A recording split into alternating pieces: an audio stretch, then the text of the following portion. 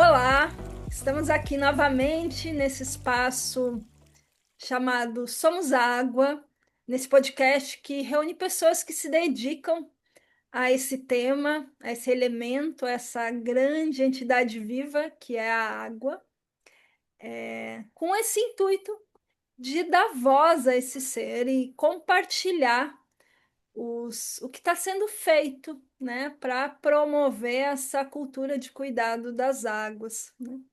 E hoje eu estou com a presença do Maurício Andrés Ribeiro, e, né, que vai nos trazer um monte de coisas muito interessantes, assim, estou super curiosa. Mas como eu sempre começo perguntando. E aí, Maurício, como está o estado das tuas águas nesse momento?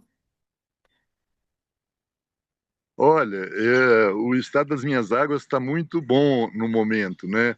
Eu acho, inclusive, que o tema desse podcast, né, Somos Água, chama atenção para um aspecto que é muito importante, é a consciência de que nós somos parte do ciclo da água, né? A água nos atravessa, né? A água está na nossa vida desde a concepção até o momento final, né?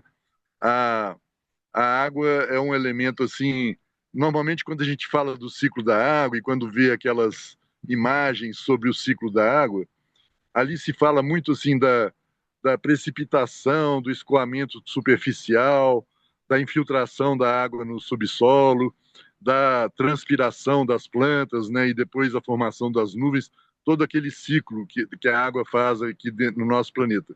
Mas, em geral, a nossa espécie e os animais não são desenhados ali naquele ciclo da água, fica faltando essa parte.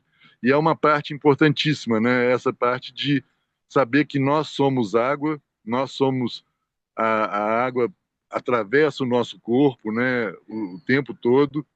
E isso, inclusive, essa consciência de que nós somos água, acho que é importante de estar também presente na própria na própria mitologia, né? Nas tradições espirituais. A gente está muito acostumado a ouvir falar que aquela frase, tu és pó e ao pó voltarás, né? Essa é uma frase assim que está na Bíblia, né? E a gente tem que lembrar também que isso é parte da verdade, né? Porque a outra parte da verdade é que nós somos água e no ciclo da água permaneceremos, né?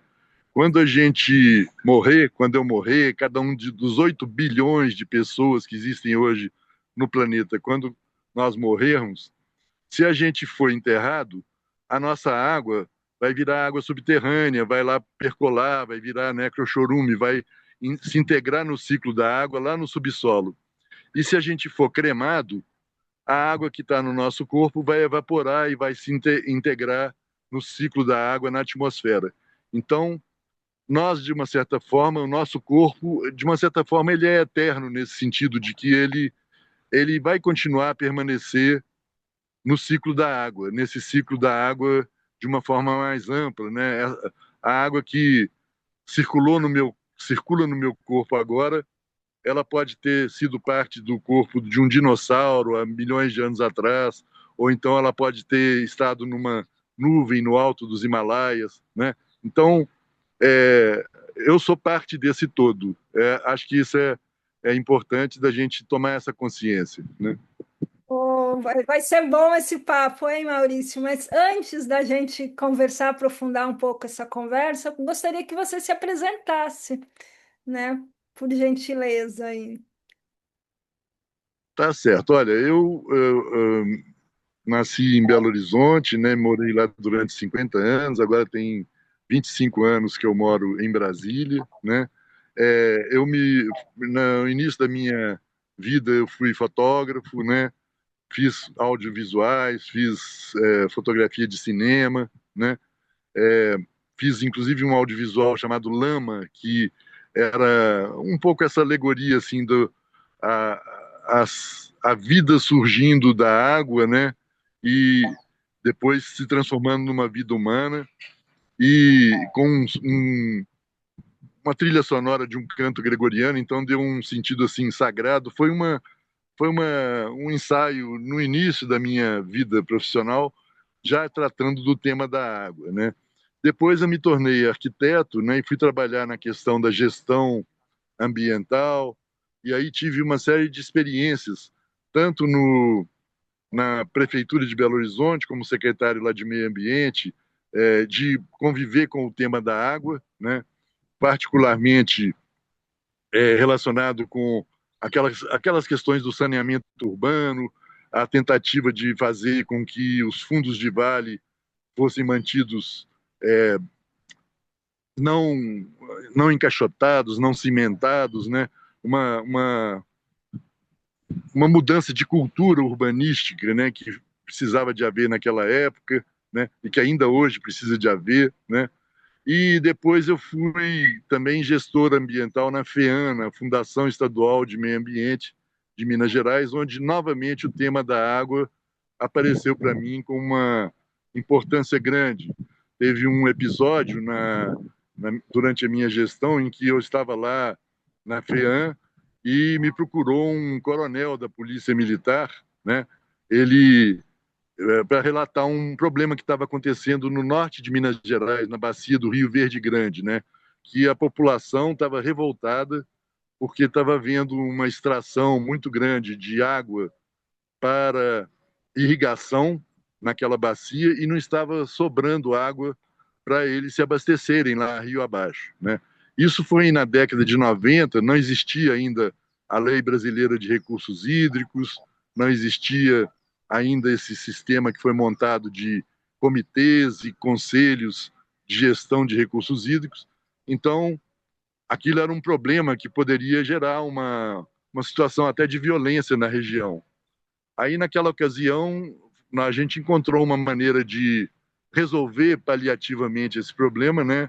Limitando a extração de água para a irrigação e liberando água para aqueles usuários a jusante lá que precisavam dela.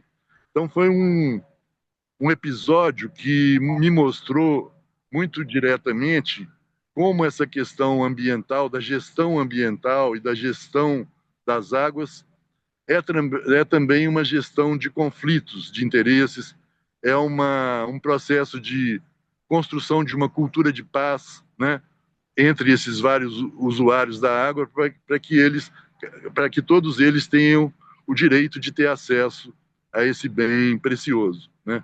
Então essa foi uma experiência de trabalho que eu tive.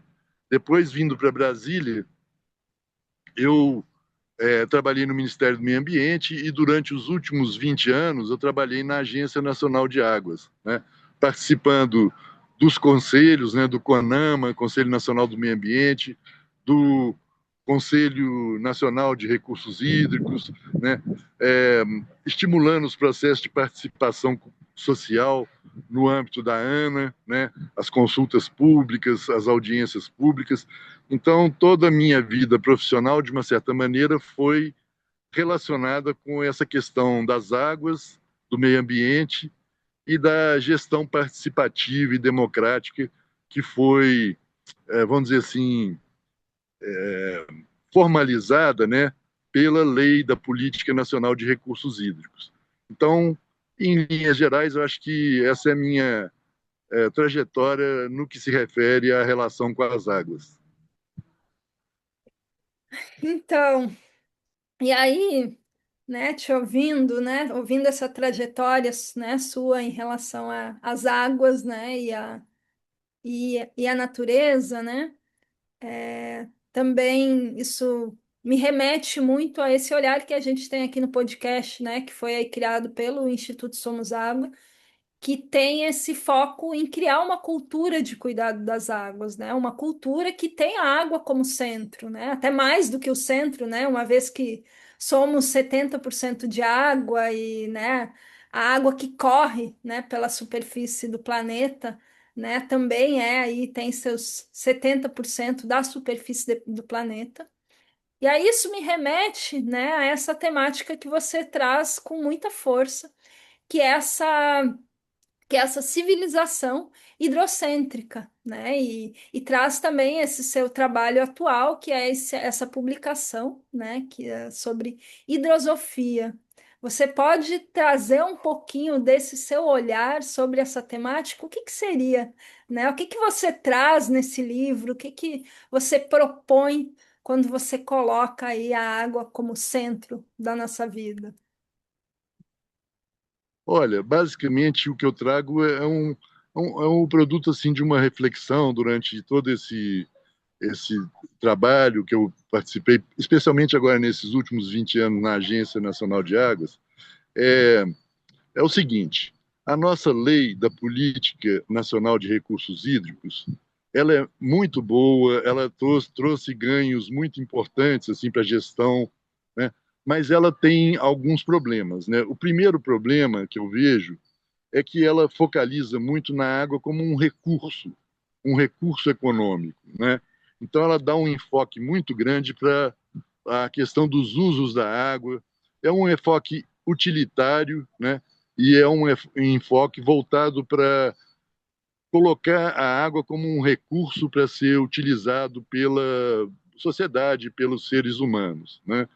Essa é uma primeira questão. A lei fala várias vezes da água como um recurso econômico, mas não fala nenhuma vez da água como um patrimônio público, como uma riqueza a ser cuidada, a ser protegida, né?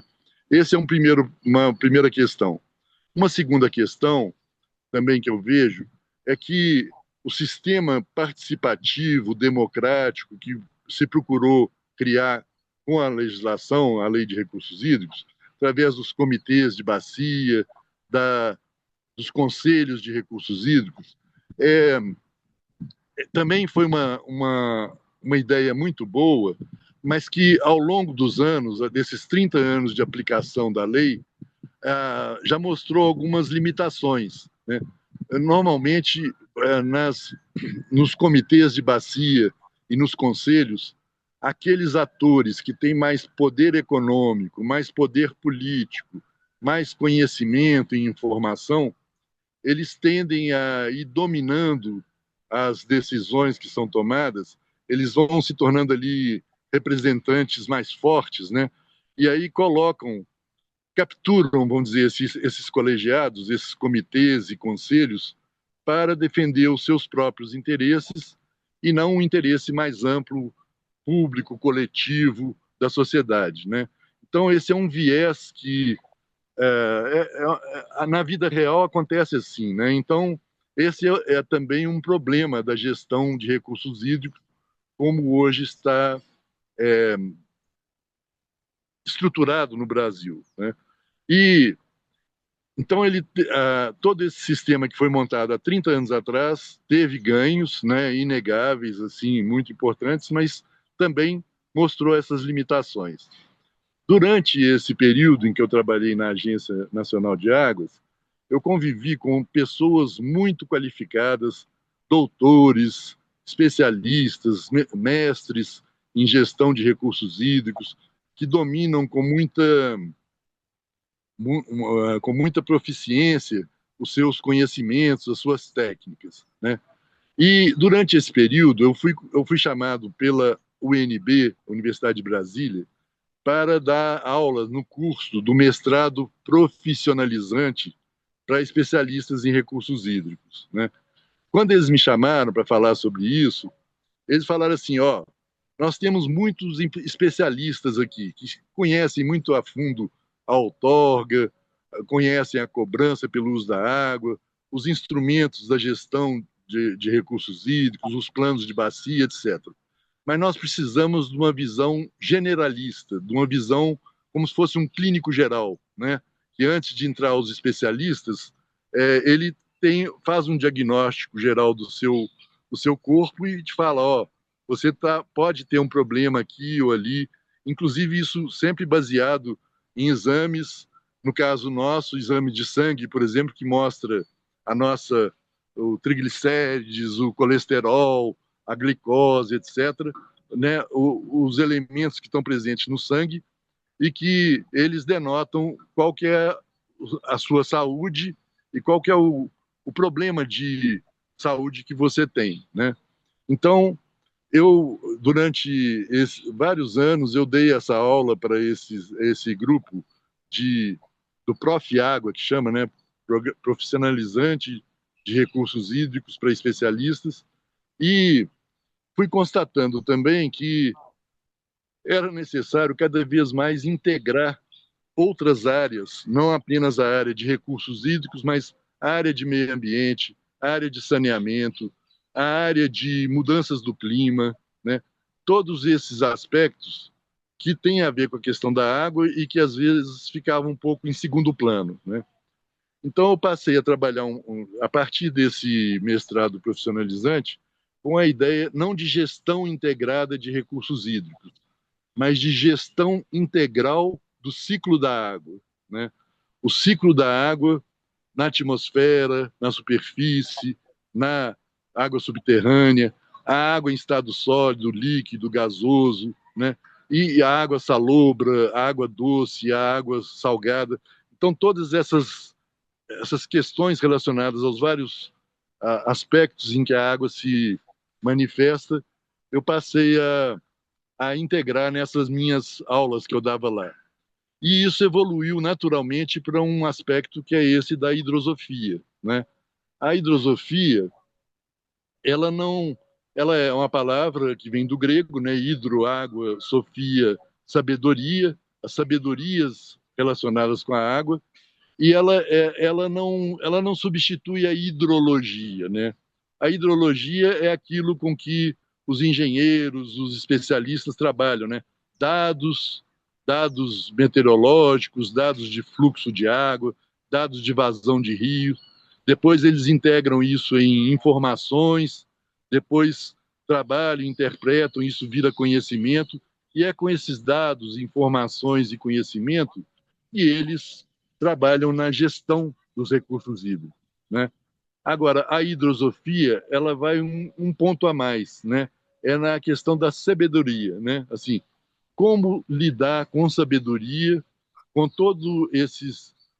com todos esses dados, informações e conhecimentos que nós dispomos, né?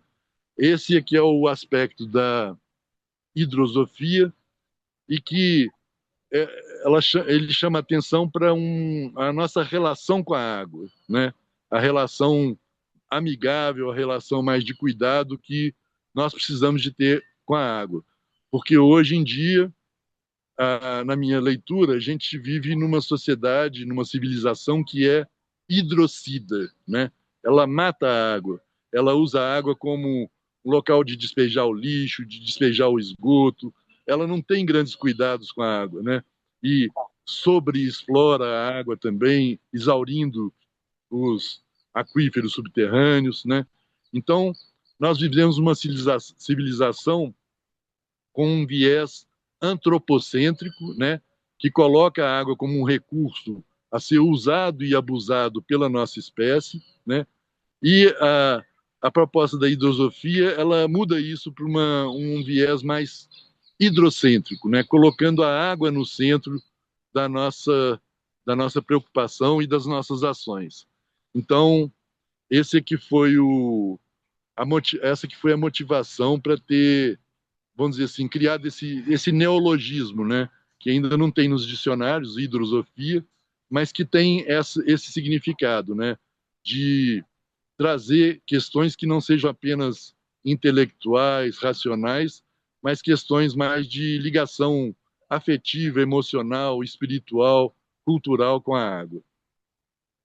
E dentro dessa caminhada, né, quando eu te ouço, assim, para mim fica muito claro que isso realmente se trata de uma mudança de mentalidade, né, desse olhar da água enquanto recurso, né, enquanto algo utilitário para essa água enquanto esse ser precioso, né, esse ser que garante aí toda a vida na Terra, assim, né, que é tão essencial no nosso bem viver nesse mundo, né?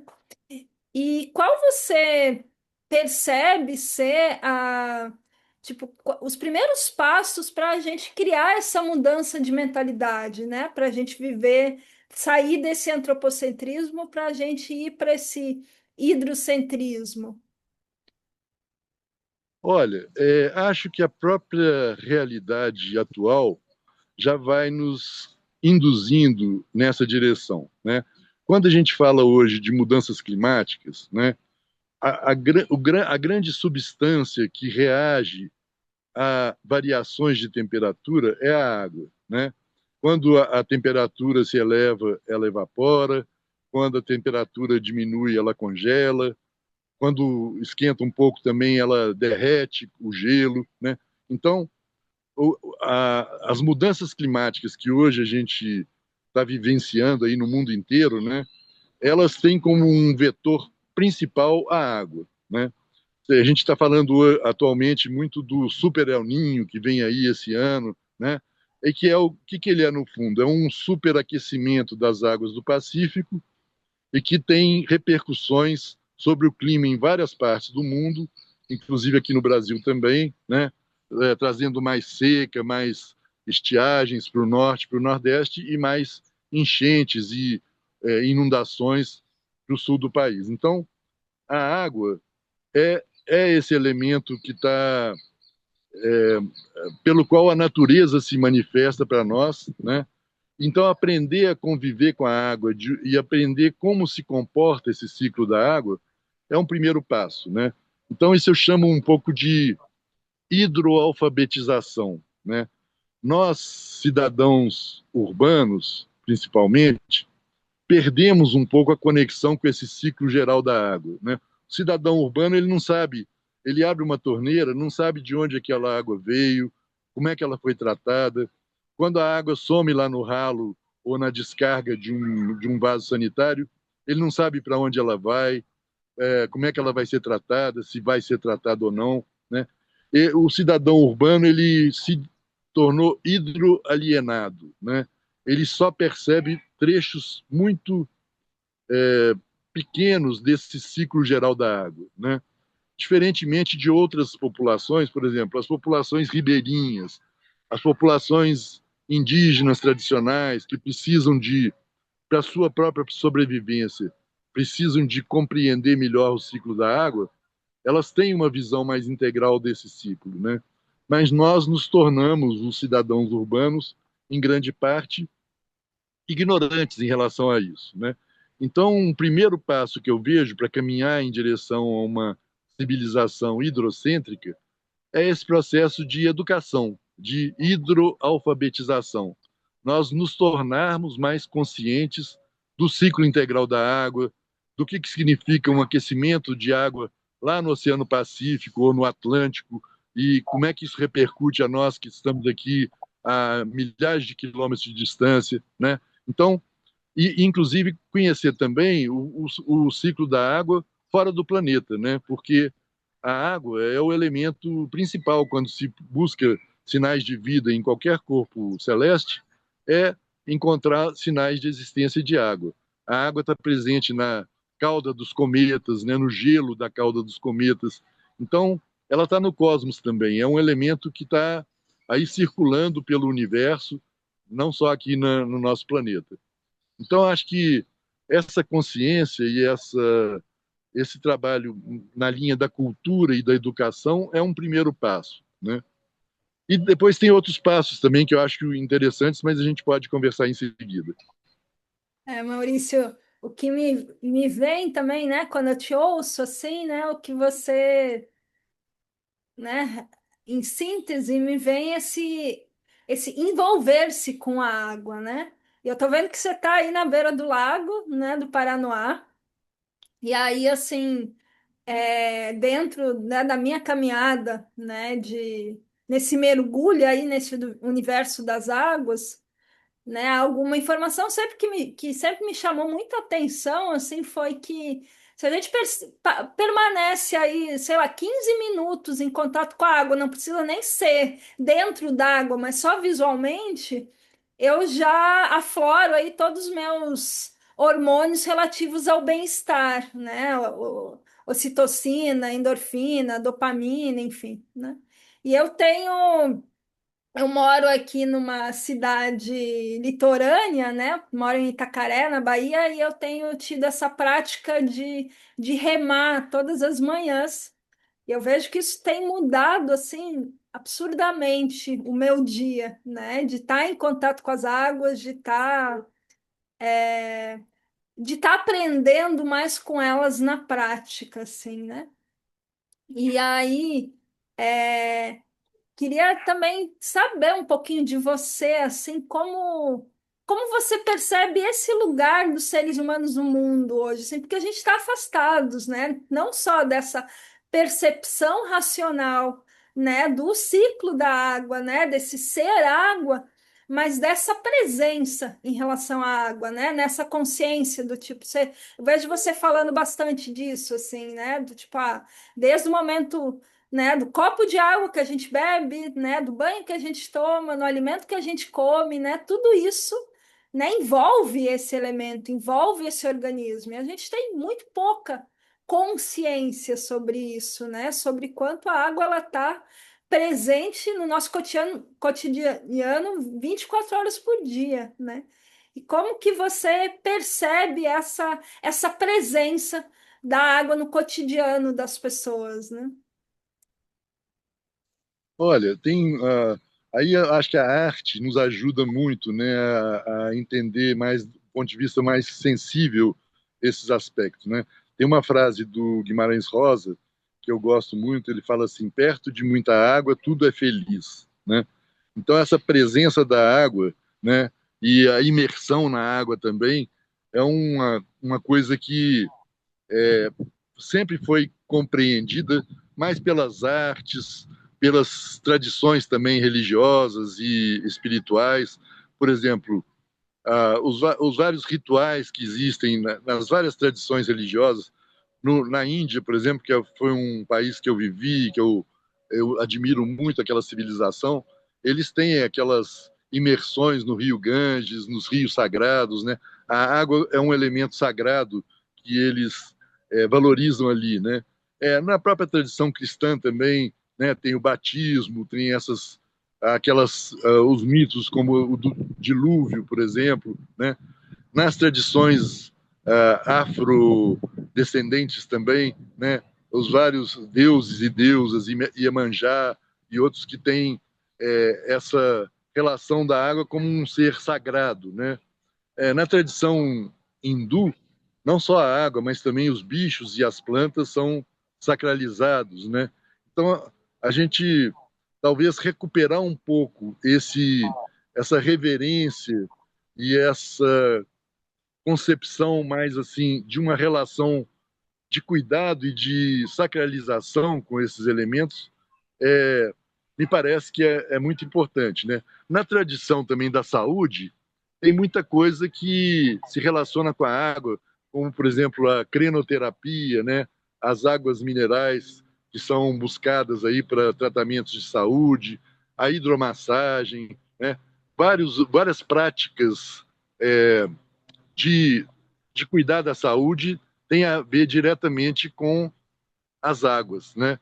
E eu acho que isso acaba estando presente na nossa vida de uma forma ou de outra. E aí, Maurício, não sei se essas informações, queria saber um pouquinho mais do que está nesse livro, assim, né? Eu vi que você dividiu ele, né? Organizou ele em várias partes, assim, né? Tem aí desde hidroética, artes, arquitetura, ambiente construído, educação, assim. Fala um pouquinho mais dessa publicação e como as pessoas podem ter acesso também, né?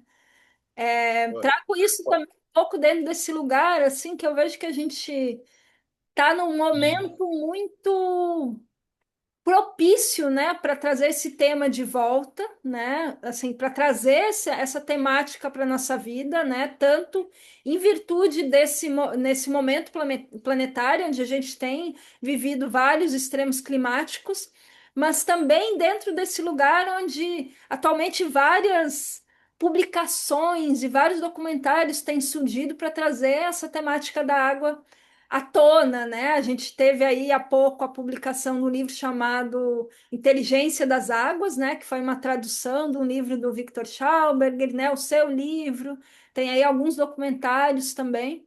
Então, eu gostaria que você trouxesse um pouquinho mais desse livro, assim, do que as pessoas vão encontrar e como elas podem ter acesso, e mais do que isso, como elas podem apoiar para que esse conhecimento, essa sabedoria da água pode se espalhar, né? Se transbordar para o mundo, né? Olha, é o seguinte, o livro, até tem um exemplar dele aqui, ó, é esse aqui, né? Hidrosofia, Saberes sobre as Águas. Ele foi publicado por uma editora chamada Imensa Editorial. Eles têm lá uma coleção chamada Atravessamentos Impossíveis, né? É uma coleção que publica livros que eles chamam assim de com pensamento fora da caixa, vamos dizer assim.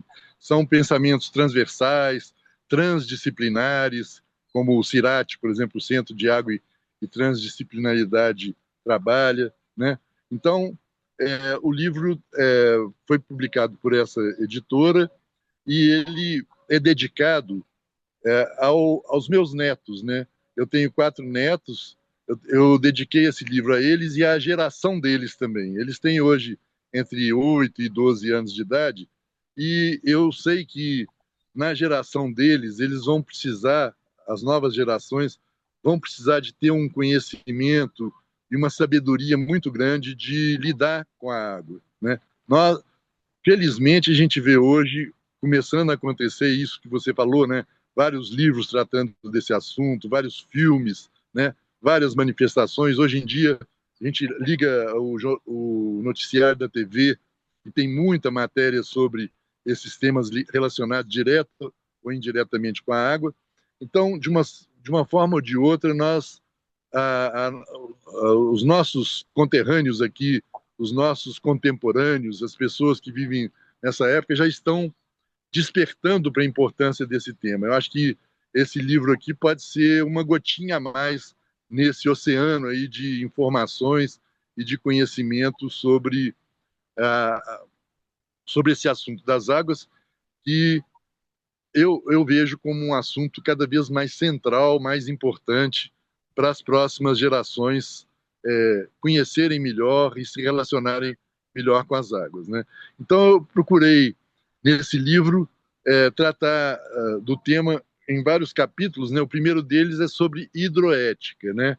A questão de um relacionamento ético com as águas, não apenas como um, um recurso que a gente pode usar à vontade e não ter mais cuidado com ele, mas um recurso que a gente precisa de entender como é que a água se comporta também, né?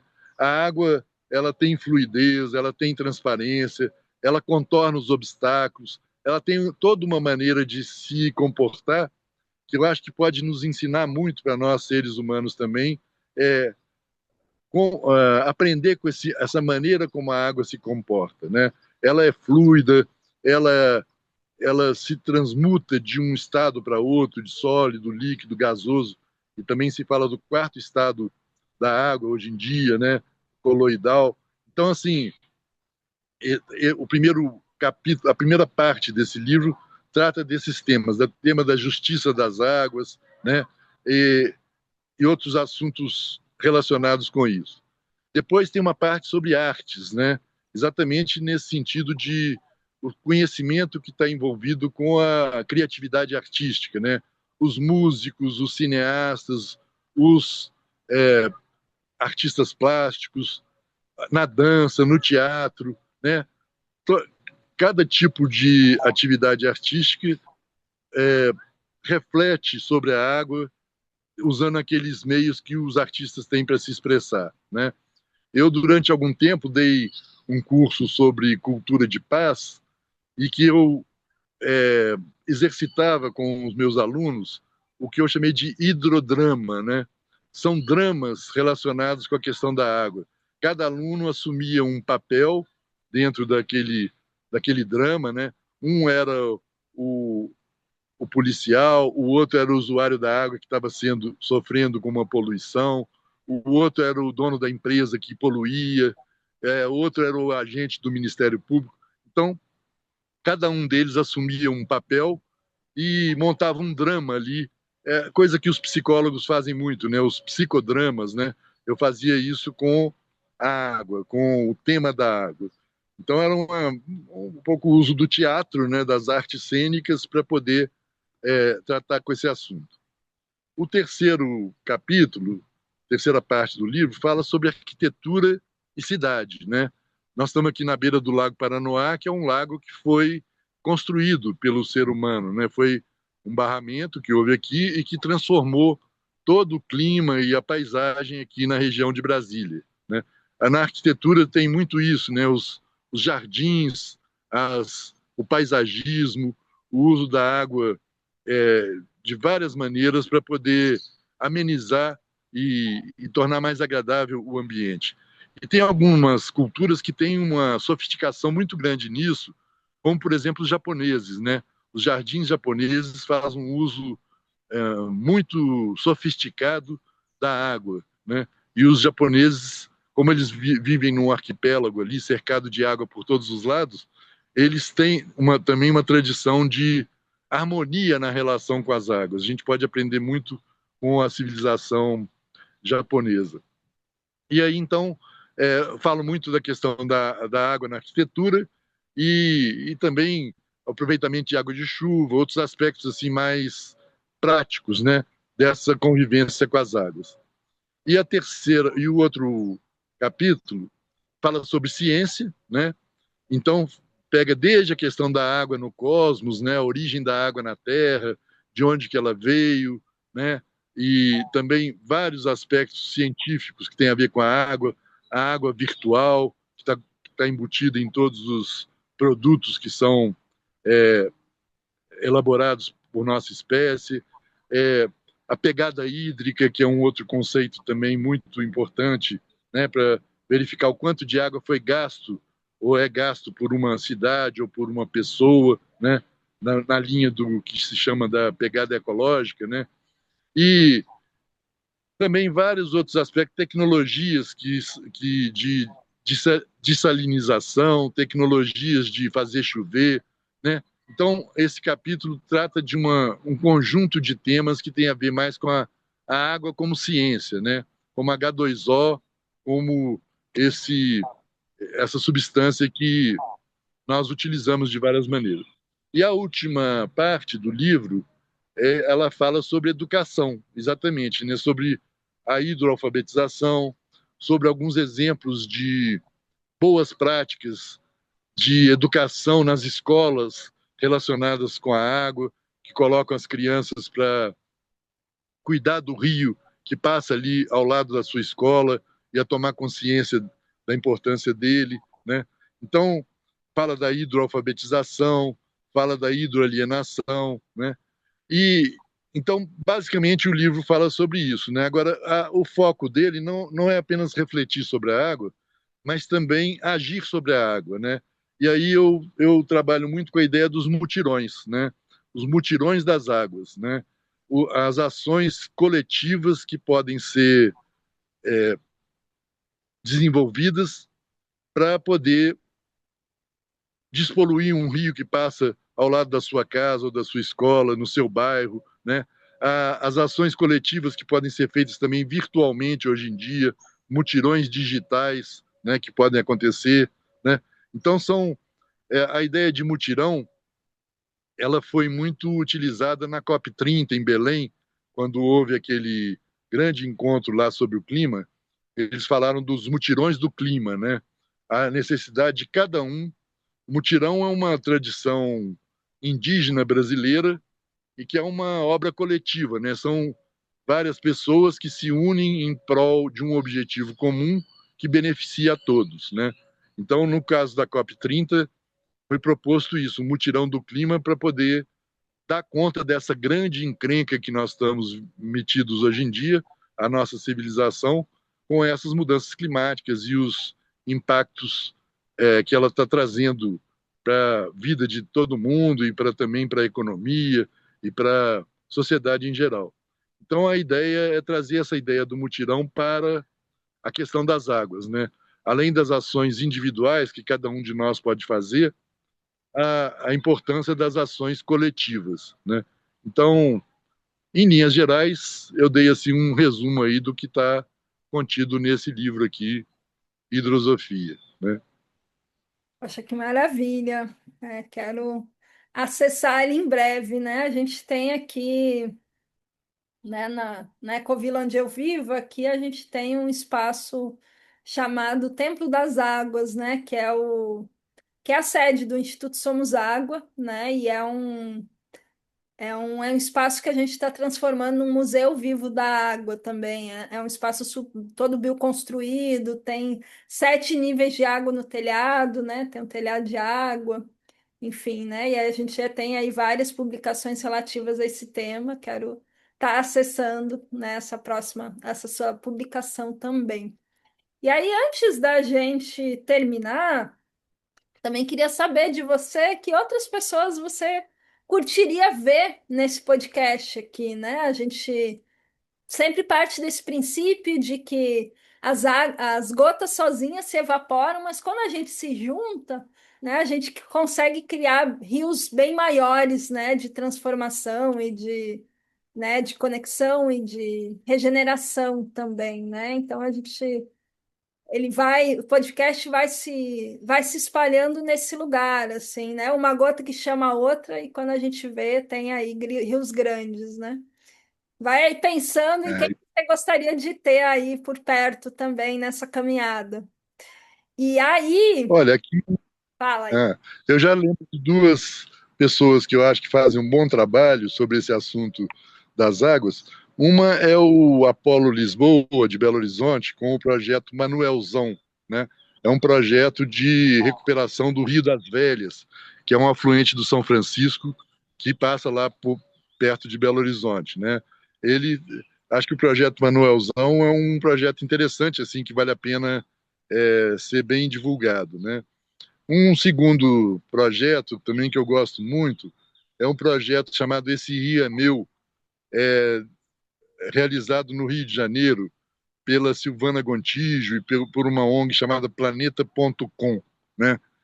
Que também eles fazem esse tipo de trabalho nas escolas com as crianças, mobilizando as crianças em todas as disciplinas, né? No português, na matemática, na geografia, na história, a estudarem os rios que passam ali ao lado das escolas e a se mobilizarem em mutirões para poder cuidar desse rio. Eles escrevem, aprendem a escrever, escrevem ofícios para as autoridades pedindo para tomar alguma providência em relação ao lixo, em relação ao esgoto, né? Então as crianças, ao mesmo tempo que aprendem, elas se tornam assim ativistas pela água, né? Acho que esse projeto é bem interessante também de ser melhor conhecido. São dois dos que eu lembro agora aqui, mas eu tendo outras lembranças, depois te falo. Maravilha. E aí, para a gente ir finalizando, eu queria que você trouxesse aí uma síntese, né, um pouquinho trazendo, né, essa síntese do que a gente conversou, mas já emendando aí vamos lá, nessa mensagem final para quem está nos ouvindo, assim, né? O que que você considera o mais essencial para que as pessoas se lembrem, né, e pratiquem nessa caminhada de amor pelas águas? Olha, acho que essa tomada de consciência de cada um sobre a importância das águas na sua própria vida, né, é um passo importante, né? Outra coisa é essa busca pelo maior conhecimento sobre aspectos das águas que não seja apenas é, técnicos, gerenciais, utilitários, mas também essa busca por conhecimentos da água como uma substância sagrada que precisa de ser cuidada com carinho, é uma um outro aspecto que eu acho importante, né? No fundo, a meta do livro é uma espécie de um sonho, é uma espécie de uma utopia, né? É a utopia que nós possamos evoluir de uma sociedade antropocêntrica, né, e hidrocida, né, que mata a água, para uma civilização hidrocêntrica, né? Essa é uma utopia que pode ir sendo construída gota a gota, né? Uma outra utopia, maior ainda, talvez, seja de inserir a questão da água na, na visão da evolução e da história natural, né? A nossa história natural do planeta, ela passa por bilhões de anos e aí chega no momento em que surge a vida, na era paleozoica, né? A era bem antiga, quando surgiram os primeiros elementos vivos na Terra, a era mesozoica, que é a era dos dinossauros, e a era cenozoica, que é a era dos mamíferos, essa em que a gente está vivendo. Nós estamos num estágio avançado dessa era cenozoica. O que vem depois dessa era cenozoica? Aí tem vários cenários possíveis, né? Várias pessoas pensaram sobre isso. Tem por exemplo, Thomas Berry e o Brian Swimme falaram da era ecozoica, né? Uma era em que a ecologia passe a ser o aspecto dominante. Tem gente que fala da era tecnozoica, né? Da era eremozoica, né? Os seres humanos eremitas no espaço ali, nas viagens interplanetárias, né?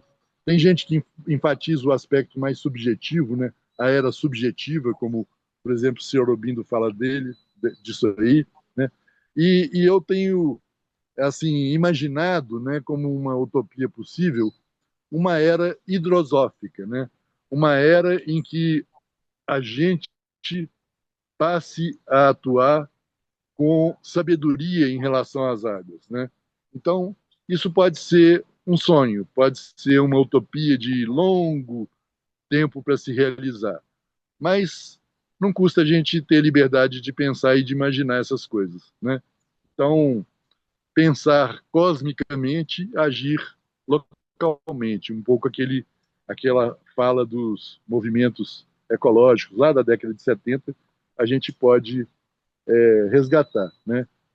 Agir localmente e pensar cosmicamente.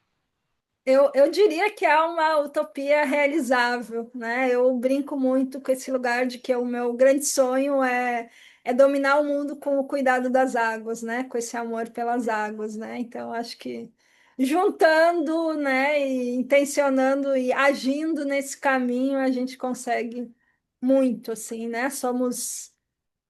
Não somos poucos, somos muitos, mas estamos espalhados, né? E as águas precisam se juntar. Então, quero É, te agradecer. Ah, pode falar. eu tenho toda a solidariedade e a minha também concordância com esse sonho que você falou aí, né? Estamos aí caminhando para isso, né? Assim, acho que a gente não pode deixar, o sonho não acabou, né? O sonho continua e vamos ver aí para frente, para o bem das próximas gerações também, né? Da que lado que esse mundo nosso vai evoluir, né?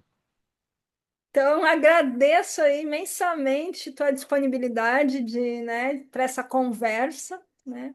Desejo aí que esse livro aí se espalhe, né? Que essa sabedoria das águas se espalhe pelo mundo, né? Transborde e chegue onde tem que chegar. E é isso. Seguimos aí plantando e cultivando essa cultura aí de cuidado. Grande abraço. Pois, agradeço, eu que agradeço aí. Muito obrigado.